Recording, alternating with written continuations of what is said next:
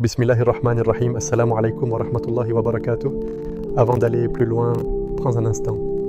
Ne quitte pas cette vidéo trop vite. Reste avec moi jusqu'à la fin, parce qu'à la fin de ce rappel, une surprise spirituelle t'attend. Quelque chose de simple, mais profond. Une invocation que beaucoup découvrent trop tard. Alors reste jusqu'au bout. Maintenant, prends une respiration lente et écoute avec ton cœur. Parce que ce rappel pourrait toucher un endroit de ton âme que personne autour de toi ne voit vraiment. Il y a des moments dans la vie où l'on ressent quelque chose de difficile à expliquer. Ce n'est pas une grande tristesse, mais ce n'est pas non plus une paix complète. C'était comme un espace silencieux à l'intérieur de toi, un espace entre ce que ta vie est aujourd'hui et ce que ton cœur espère encore. Peut-être que tu connais cette sensation, une attente invisible, comme si ton âme sentait qu'un changement est possible, mais que rien ne bouge encore. Ton cœur espère, mais ton esprit commence à se fatiguer, parce que tu fais des efforts. Tu essaies d'avancer, tu travailles, tu assumes tes responsabilités, tu pries, tu lèves parfois tes mains vers Allah, tu fais des invocations. Mais malgré tout, certaines choses restent bloquées, des projets qui semblent figés, des situations qui ne changent pas, des opportunités qui ne viennent pas, des portes qui restent fermées encore et encore. Et dans ces moments-là, une question peut apparaître dans le silence de ton cœur. Pas forcément à voix haute, mais profondément à l'intérieur. Une question que beaucoup de croyants ont déjà ressentie au moins une fois dans leur vie. Ya Allah, est-ce que tu m'entends vraiment? Ce n'était pas une question de manque de foi. C'est une question humaine. Parce que le cœur humain espère toujours un signe, un mouvement, une ouverture. Mais écoute bien ceci et garde cette phrase dans ton cœur.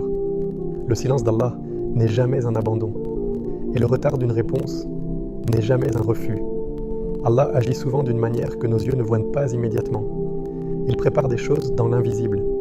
Il organise des événements que nous ne comprenons pas encore. Il protège parfois le serviteur en retardant ce qu'il demande.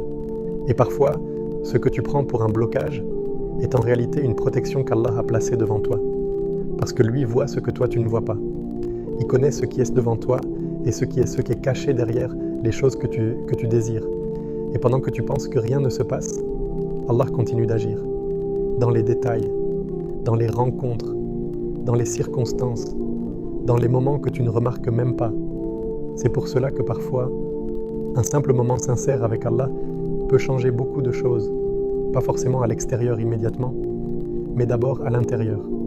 Et lorsqu'un cœur change, beaucoup de choses dans la vie commencent à se transformer. Aujourd'hui, nous allons parler d'une manière simple, mais très puissante, de se rapprocher d'Allah. Une manière que beaucoup de gens connaissent, mais que peu de personnes utilisent réellement avec conscience. Cette manière passe par les magnifiques noms d'Allah. Les noms d'Allah ne sont pas seulement des mots que l'on répète, ce sont des réalités spirituelles. Chaque nom révèle une dimension de la miséricorde d'Allah. Chaque nom ouvre une porte différente vers lui. Certains noms apportent la paix. Certains noms apportent la force. Certains noms apportent la guérison du cœur. Et certains noms ouvrent des chemins que tu pensais impossibles. Lorsque le serviteur appelle Allah par ses noms, l'invocation devient différente. Elle n'est plus seulement une demande. Elle devient une connexion, une relation. Un dialogue entre le cœur et son créateur. Et c'est dans cette connexion que beaucoup de choses commencent à changer. Mais avant de continuer, prends un petit instant. Si ton cœur ressent quelque chose en écoutant ces mots, écris simplement en commentaire « Ya Allah, j'ai confiance en toi ». Pas pour l'algorithme seulement, mais comme une intention, un engagement discret entre toi et Allah. Et si tu connais quelqu'un qui traverse une période difficile, quelqu'un qui garde beaucoup de choses dans son cœur, partage cette vidéo avec lui. Peut-être qu'Allah utilisera ce rappel pour apaiser son cœur. Et si tu aimes les rappels qui rapprochent d'Allah, abonne-toi maintenant à Lumière d'Allah. Parce que parfois, une seule parole peut réveiller une âme. Un seul rappel peut changer une direction dans la vie. Et peut-être que ce rappel aujourd'hui arrive dans ta vie pour une raison que tu découvriras bientôt. Parce que dans les prochaines minutes, tu vas découvrir quelque chose que beaucoup de gens ignorent. Une manière d'invoquer Allah. Quand tu abandonnes la prière, tu perds plus qu'un acte. tu perds une protection. Observe les personnes constantes dans leur salat. Même quand la vie les frappe, elles ne s'effondrent pas complètement. Elles plient, mais ne cassent pas. Pourquoi? Parce que 5 fois par jour, elles retournent à la source. La régularité est la clé. Pas la perfection, pas la longueur, la constance. Une prière simple mais sincère est plus puissante qu'une prière distraite et mécanique. La protection commence quand la prière cesse d'être un poids et devient un refuge. Et si, à partir d'aujourd'hui, tu voyais chaque prière comme un bouclier que tu actives, pas seulement une case à cocher, mais une forteresse que tu construis. Une personne qui protège sa prière est souvent protégée dans sa vie. 2. Le Coran. Une lumière qui repousse l'obscurité. Imagine une pièce totalement plongée dans l'obscurité. Tu avances à tâtons, tu hésites, tu crains de te cogner. Puis quelqu'un allume une lampe. La pièce n'a pas changé. Les meubles sont au même endroit. Mais ta perception, elle, change totalement. Le Coran est cette lumière. Il ne supprime pas les épreuves. Il éclaire ton chemin à travers elles. Beaucoup possèdent un exemplaire du Coran chez eux, mais peu le laissent réellement entrer dans leur quotidien. Le Coran n'est pas un objet décoratif. Ce n'est pas un livre réservé aux moments de crise. C'est un guide vivant. Quand tu lis, ne serait-ce que quelques versets par jour, quelque chose s'ajuste intérieurement. Tes décisions deviennent plus réfléchies, tes réactions deviennent plus mesurées, tes priorités se réorganisent, parce que le Coran parle directement au cœur. Il rappelle qui est Allah. Il rappelle qui tu es. Il rappelle où tu vas. Certains versets sont connus pour leur force protectrice. Mais la protection ne réside pas seulement dans la récitation mécanique. Elle réside dans la connexion. Quand un verset te touche et que tu t'arrêtes pour réfléchir. Quand tu appliques un enseignement, quand tu modifies un comportement, c'est là que la lumière commence à repousser l'obscurité. Une maison où le Coran est récité change d'atmosphère. Il y a une sérénité particulière, une douceur invisible. Même les conflits semblent moins violents, même les tensions paraissent plus gérables. Pourquoi?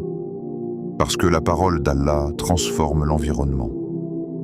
Quand le Coran entre dans ton quotidien, la confusion diminue, la peur perd en intensité, la solitude s'allège. Tu réalises que tu n'es pas livré à toi-même, que ton Créateur t'a laissé un manuel de guidance. Et plus tu t'en rapproches, plus tu es protégé contre les égarements. Le Coran est une lumière. Mais une lumière doit être allumée pour éclairer. 3. La sincérité. Ce que ton cœur cache, Allah le voit. Voici une question difficile. Pourquoi fais-tu ce que tu fais? Pas ce que les gens voient, pas ce que tu affiches, mais la vraie raison. La sincérité est invisible. Et pourtant, elle pèse plus lourd que les actions elles-mêmes. 2 personnes peuvent prier côte à côte, faire la même durée, prononcer les mêmes mots, mais l'une attire la protection divine et l'autre non. La différence, l'intention, la sincérité, c'est agir pour Allah seul, sans chercher l'admiration, sans attendre de reconnaissance, sans calcul caché. C'est difficile, parce que l'ego aime être vu, il aime les compliments, il aime l'approbation, mais Allah regarde là où personne ne regarde, le cœur. Quand ton intention est pure, tes actions prennent une valeur immense. Un petit acte devient énorme, un geste discret devient puissant. La sincérité purifie l'âme, et une âme purifiée attire la miséricorde. Quand tu aides quelqu'un sans le publier, quand tu fais une aumône sans en parler, quand tu pries sans chercher à impressionner, tu construis quelque chose d'invisible, mais solide. Un cœur sincère et stable, il n'est pas dépendant des regards. Et cette stabilité devient une protection, parce que beaucoup de souffrances viennent du regard des autres, du besoin d'être validé, du désir d'être reconnu, la sincérité te libère. Elle te recentre. Elle te protège contre l'hypocrisie intérieure. Et plus ton intention est alignée avec l'agrément d'Allah, plus ta vie devient légère. Ce que ton cœur cache, Allah le sait déjà. La vraie question est-ce que ton intention est prête à être vue par lui? 4. Le rappel d'Allah. Un bouclier invisible. Regarde autour de toi. Tout va vite, trop vite. Les écrans capturent ton attention. Les pensées s'enchaînent. Les inquiétudes s'installent sans prévenir. Le monde moderne ne te laisse presque jamais en silence. Et pourtant, c'est dans le silence que ton âme respire. Le dhikr, le rappel d'Allah, n'est pas une pratique compliquée. Il ne demande ni endroit spécial, ni moment parfait. Il demande simplement un cœur qui se souvient « Subhanallah, Alhamdulillah, Allahu Akbar, Astaghfirullah » 4 phrases simples. Mais derrière ces mots se cache une puissance immense. Quand tu dis « Subhanallah », tu déclares qu'Allah est parfait, au-dessus de toute imperfection. Cela remet tes problèmes à leur vraie taille. Quand tu dis « Alhamdulillah », tu choisis la gratitude au lieu de la plainte. Tu réalignes ton regard sur ce que tu as et non sur ce qui te manque. Quand tu dis « Allahu Akbar », tu affirmes qu'Allah est plus grand que ta peur, plus grand que ton stress, plus grand que tes obstacles. Et quand tu dis « Astaghfirullah », tu nettoies ton cœur. Tu enlèves la poussière invisible accumulée par les erreurs quotidiennes.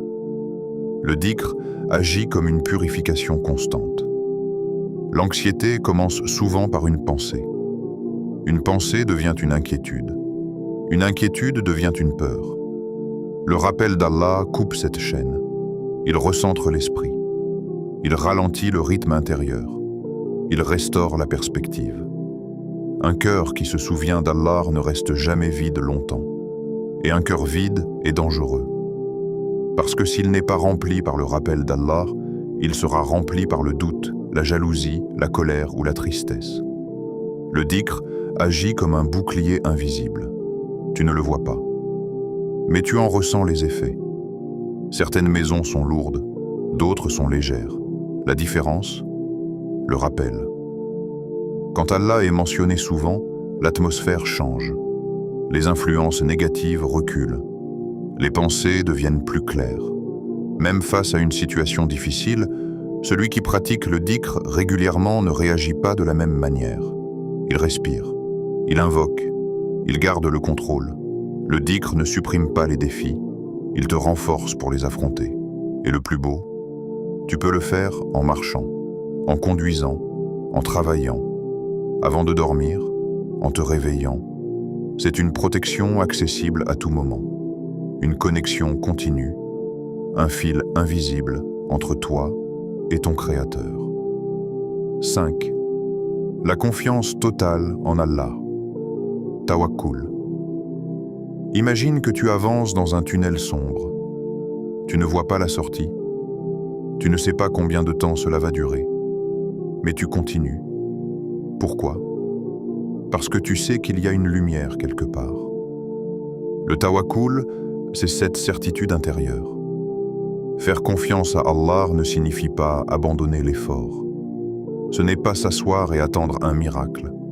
C'est agir avec détermination, tout en acceptant que le résultat ne t'appartient pas. Tu travailles, tu planifies, tu pries, tu fais de ton mieux, puis tu dis « Ya Allah, je te confie l'issue ». Quand une porte se ferme, le cœur sans tawakkul panique. Il se demande « Pourquoi moi? Pourquoi maintenant ?» Mais le cœur qui fait confiance dit « Il y a une sagesse que je ne vois pas encore ». Le tawakkul transforme la peur en sérénité. Ce n'est pas l'absence d'inquiétude. C'est la présence d'Allah au milieu de l'inquiétude. Beaucoup ont traversé des situations impossibles. Des maladies, des pertes, des trahisons, des échecs. Et pourtant, ils ont tenu, pas parce qu'ils étaient plus forts, mais parce qu'ils répétaient « Allah me suffit ». Cette phrase change l'énergie intérieure. Elle enlève le poids du contrôle absolu. Car vouloir tout contrôler épuise. Mais faire confiance apaise. Le tawakkul est une libération. Tu réalises que chaque retard a une raison. Chaque perte a une leçon. Chaque détour a un sens. Cela ne veut pas dire que tu ne ressens pas la douleur. Mais tu ne te noies pas dedans. La confiance en Allah crée une stabilité profonde. Même si le monde tremble autour de toi, tu restes ancré. Parce que tu sais que rien n'échappe à sa connaissance.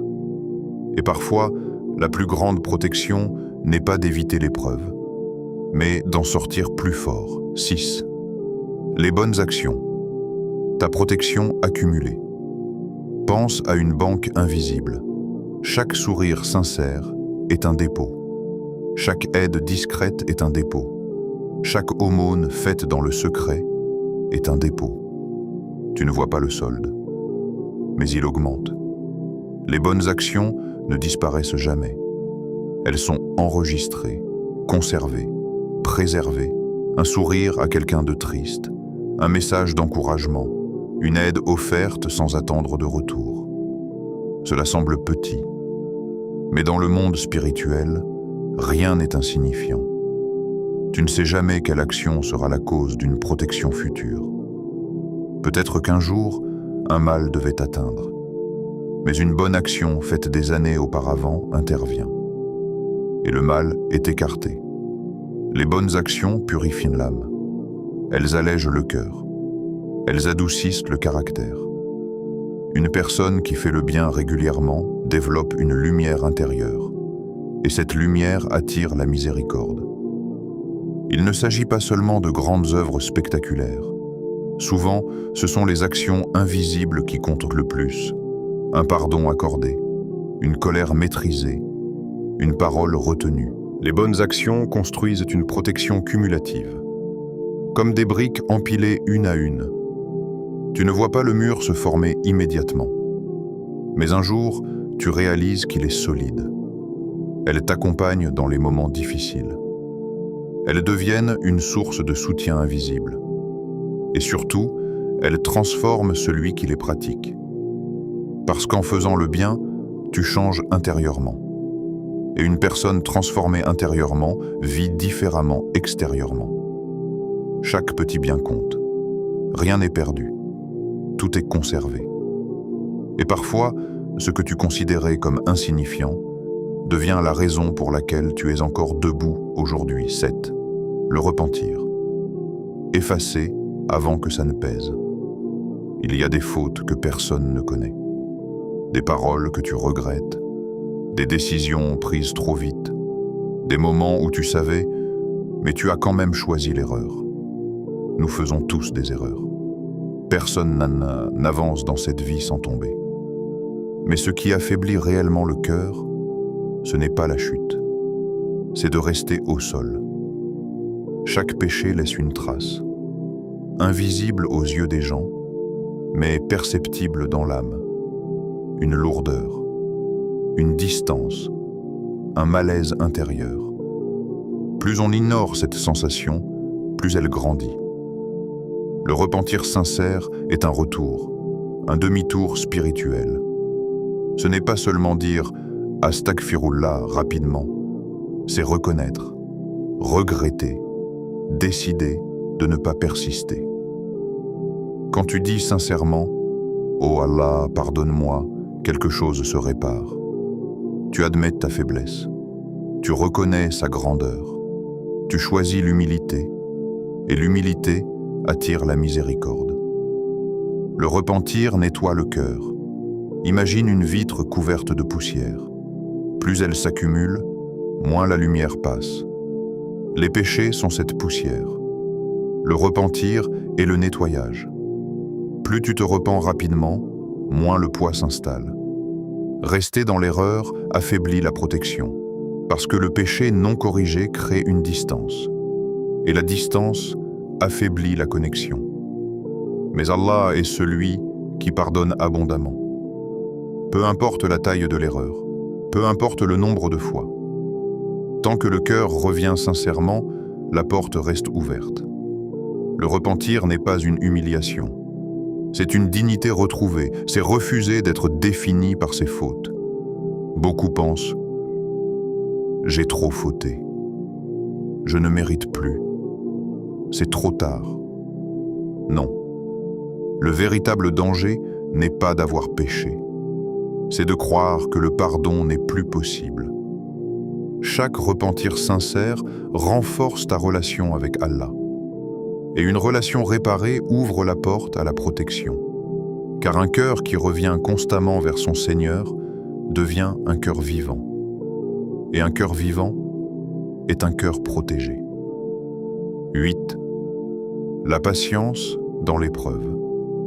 La vie ne sera jamais un long fleuve tranquille. Il y aura des moments où tout semble s'effondrer. Des pertes inattendues, des déceptions douloureuses, des épreuves que tu n'avais pas prévues. La protection d'Allah ne signifie pas absence de test. Elle signifie sa présence pendant le test. La différence est immense. Deux personnes peuvent traverser la même difficulté. L'une se brise, l'autre grandit. La différence? La patience. La patience n'est pas la passivité. Ce n'est pas rester immobile en silence. C'est maîtriser ses réactions. C'est contrôler sa langue. C'est retenir sa colère. C'est garder la foi quand tout semble flou. La patience transforme l'épreuve en élévation. Chaque difficulté porte en elle une opportunité cachée, une purification, une leçon, une force nouvelle. Quand tout va bien, la foi est facile. Mais quand tout vacille, la foi devient réelle. Celui qui reste ferme, même quand tout semble s'écrouler, développe une force intérieure que rien ne peut briser. Parce qu'il comprend que chaque épreuve est temporaire, mais que la récompense de la patience est durable. La patience t'empêche de prendre des décisions destructrices dans un moment de colère. Elle t'empêche de prononcer des paroles que tu regretteras.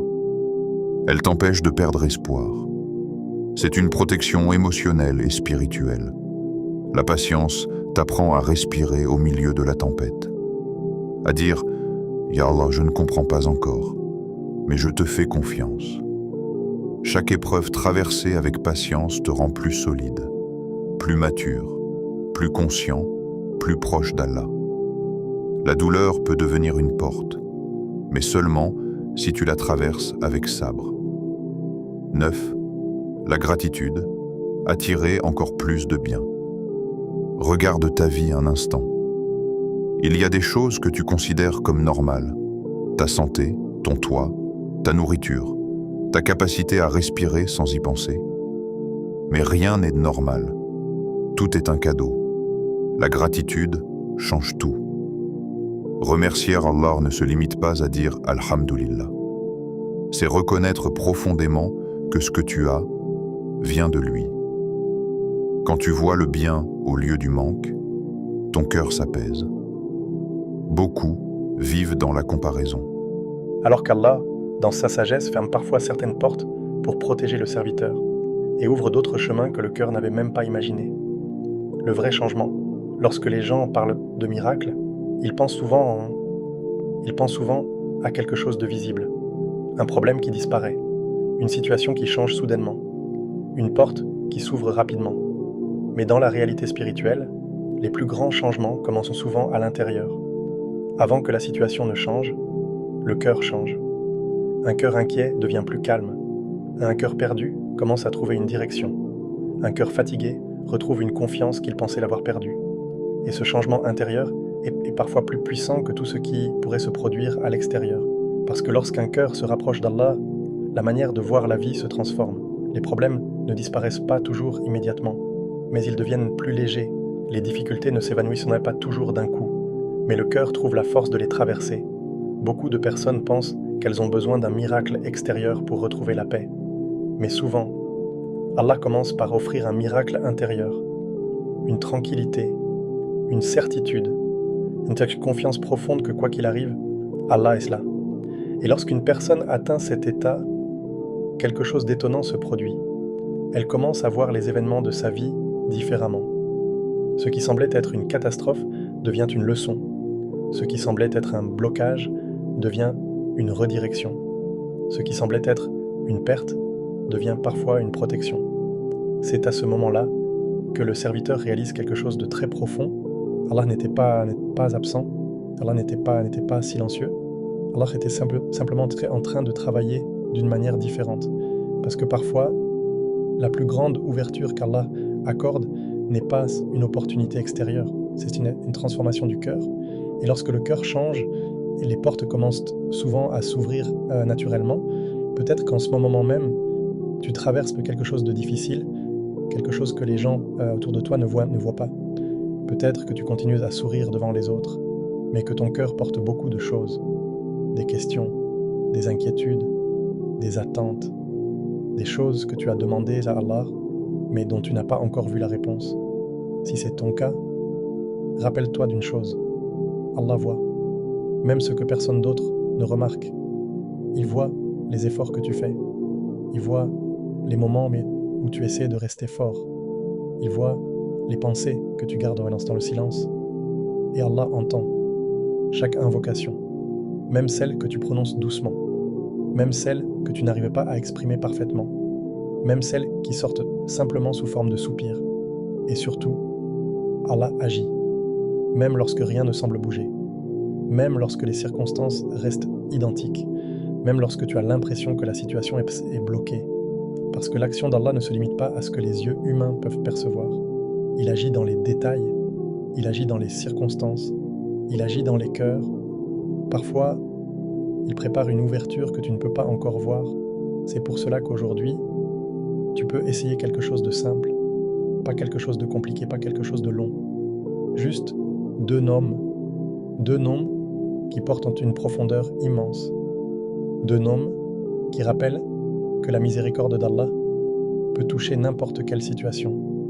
Ya Latif, le nom qui apporte la douceur dans ce que tu traverses. Le nom qui agit dans les détails invisibles de ta vie. Et Ya Fata, le nom qui ouvre les chemins que personne ne pouvait ouvrir. Répète-les avec sincérité, pas seulement avec la langue, mais avec ton cœur. Et fais confiance à Allah. Parce que parfois, la plus grande ouverture dans la vie commence par une simple invocation. Avant de partir, si ce rappel a touché ton cœur, écris simplement en commentaire « Ya Latif, Ya Fata ». Et si tu connais quelqu'un qui traverse une période difficile, partage cette vidéo avec lui.